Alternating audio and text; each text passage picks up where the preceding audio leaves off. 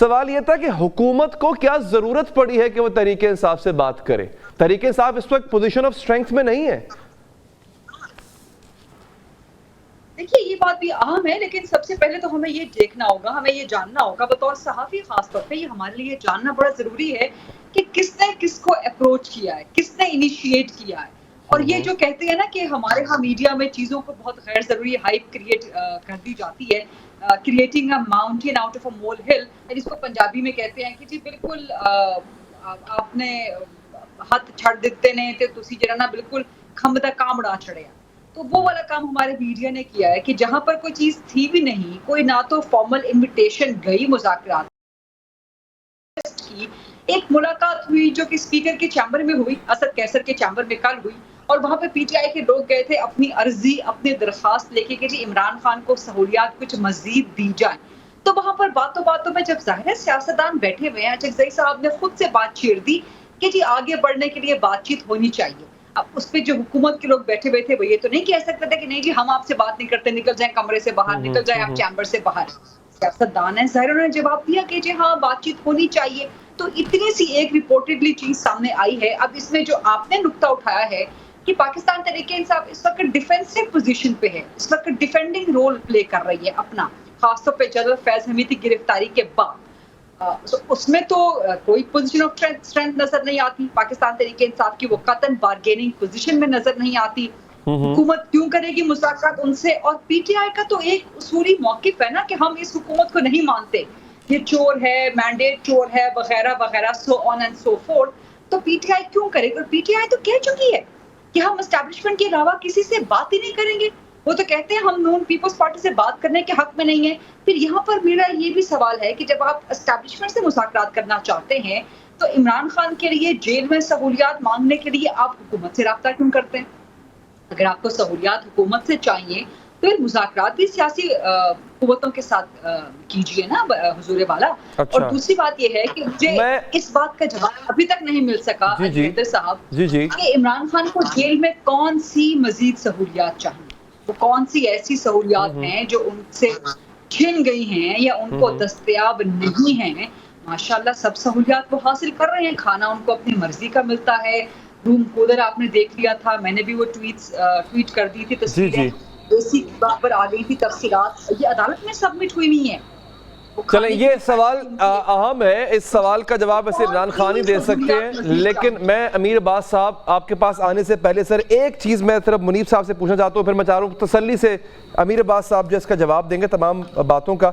ये बैरिस्टर गौहर साहब वज़ीर आज़म से मुलाकात और बैरिस्टर अकील ऐसी मुलाकात की तायद कर रहे हैं सर, ये आपके पास कोई इंफॉर्मेशन है मुनीब साहब के कोई किस सतह पे, किस लेवल पे ये मुलाकात हुई है?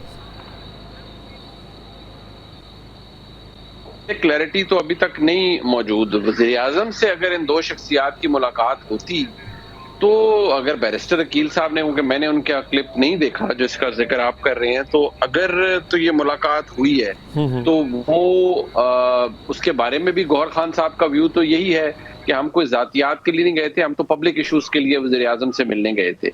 लेकिन मेरे ख्याल में जितनी ज्यादा तलखी मौजूद है इस वक्त तहरीक इंसाफ और हुकूमत के दरमियान, तो इमरान खान साहब से के लिए कोई आसानी लेने के लिए तो शायद वो नहीं गए होंगे वज़ीर आज़म के पास। मुझे नहीं लगता कि इतना ब्लेटेंट हो सकता है, क्योंकि उसके ऊपर तो PMLN फिर फौरी तौर पर जिस तरह इमरान खान साहब के वक्त के अंदर होता था कि PMLN NRO मांग रही है या अपोजिशन NRO मांग रही है, तो अभी तो अगर वाकईतन ये दो शख्सियात मिलती तो एक बहुत बड़ी कैंपेन स्टार्ट हो जाती कि वज़ीर आज़म से मिले हैं और इमरान खान के लिए कंसेशंस मांग रहे हैं। उनका पब्लिक पोजीशन तो यही है कि जी नहीं, हम तो कौमी मसले के लिए मिले हैं। अब ये बात तो कंफर्म या डिनाई या वज़ीर आज़म का दफ्तर कर सकता है या राना सनाउल्लाह साहब कर सकते हैं कि उनकी मुलाकात किसी से हुई नहीं हुई। लेकिन अगर हुई भी है तो मैं आपको ये बता दूं कि ये सियासी जमातें या जो हुक्मरान सियासी जमातें हैं, ये हुकूमत जो भी कर ले, ये एस्टैब्लिशमेंट की मर्जी के बगैर तो क्या मुज़ाकरात करेंगे। हाँ, ये बड़ा इंपॉर्टेंट है, बहुत इंपॉर्टेंट नुकता था ये कि एस्टैब्लिशमेंट की आशीर्वाद शामिल है या नहीं। अमीर अब्बास साहब, सर अब सब बातों को जमा करते हैं।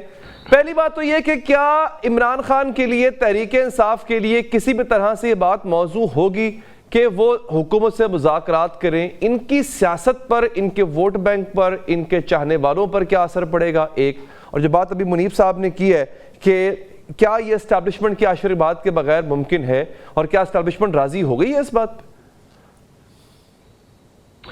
जी बहुत शुक्रिया। देखिए, पहला तो बुनियादी और उसूली सवाल यह है कि क्या मुज़ाकरात होने चाहिए या नहीं होने चाहिए। अगर मुज़ाकरात ना करे इमरान खान तो फिर हम कहते हैं कि ये तो बड़ा नरगिसियत का मारा हुआ शख्स है, नार्सिसिस्ट है, ये तो किसी से हाथ नहीं मिलाता, किसी से बात नहीं करता।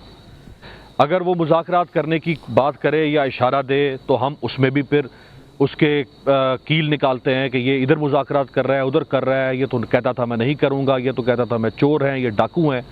तो पहले तो हमें उसूली तौर पे हम ये तय तो कर लें कि मुज़ाकरात होने चाहिए या नहीं होने चाहिए। मुज़ाकरात कोई अच्छी चीज़ है या मुज़ाकरात कोई हराम चीज़ है, क्या है, पहले तो ये तय कर लें आप सारे। दूसरी बात ये कि इमरान खान मुज़ाकरात करे या ना करे, दोनों सूरतों में जो आपका इब्तदाई सवाल था, हार तो हुकूमत की है और बज़ाहिरन जीत इमरान खान की है। अच्छा, वो कैसे? चित हो या पट? वो कैसे शाह साहब? चित हो या पट? अच्छा, अभी तक तो चित है ना बज़ाहिरन।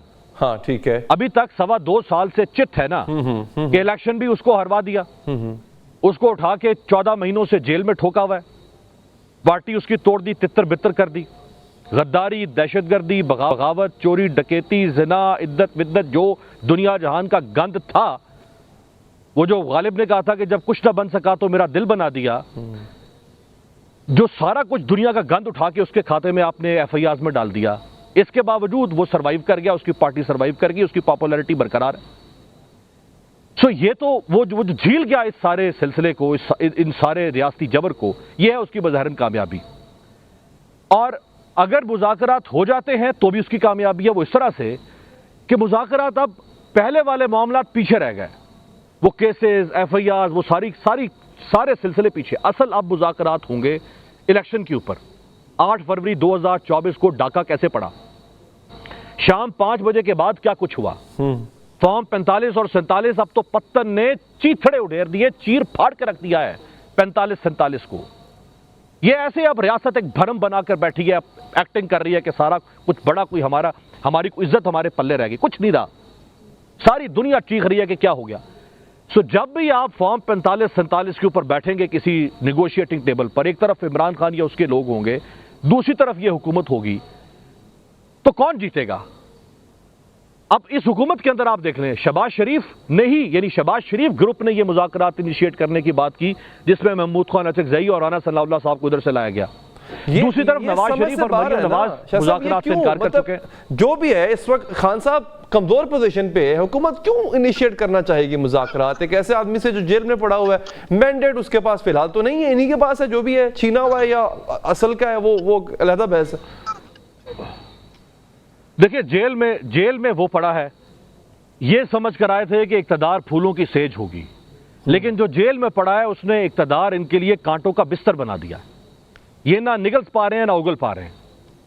इनके लिए ये इक़्तिदार नहीं है, इनके लिए इनके गले में ये निदामत का, शर्मिंदगी का तौक बन चुका है।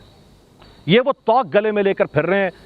International pressure, local pressure, media पे बहस, सोशल मीडिया पे बहस। कौम कन्विंस नहीं है 8 फरवरी के इलेक्शन के नतायज से। हुकूमत जिस तरह से ला के ज़बरदस्ती ठोस दी गई, थोप दी गई, बिठा दी गई, नाफिज कर दी गई, जैसे होता है इस मुल्क में, जो मेक एंड ब्रेक करते हैं इस मुल्क में कर दिया गया। लेकिन जो बैठे हैं उनको तो पता है ना कि हम कैसे बैठे हैं, तो कहीं ना कहीं से कचोके तो लग रहे हैं, चाहे बाहर से लगे चाहे अंदर से लगे। तो एंगेज भी तो करना है ना किसी तरह से पीटीआई को। ठीक है। ये आए रोज जो इमरान खान की स्टेटमेंट जेल से आ रही थी, ये जो 4 जलसे इस्लामाबाद के मुलतवी करने की कोशिश की गई, ये जो हैजान है इस वक्त सियासी तौर पे, इसको ठंडा करने के लिए हुकूमत को एंगेज करना है। एंगेजमेंट से ये होगा कि हुकूमत 4, 6, 8 महीने किसी तरह से निगोशिएशन के जरिए से आ रहे हैं, जा रहे हैं, मुज़ाकरात हो रहे हैं, बैठ रहे हैं, स्टेटमेंट्स रिलीज हो रही हैं, कभी डेडलॉक है, कभी डेडलॉक खत्म हो रहा है। इससे हुकूमत 4, 6, 8 महीने बारगेन करेगी और एंगेज करेगी और उससे हुकूमत गेन करेगी। इसके अलावा अच्छा, हुकूमत को गरीदा साहब सब्सटेंशिएटिवली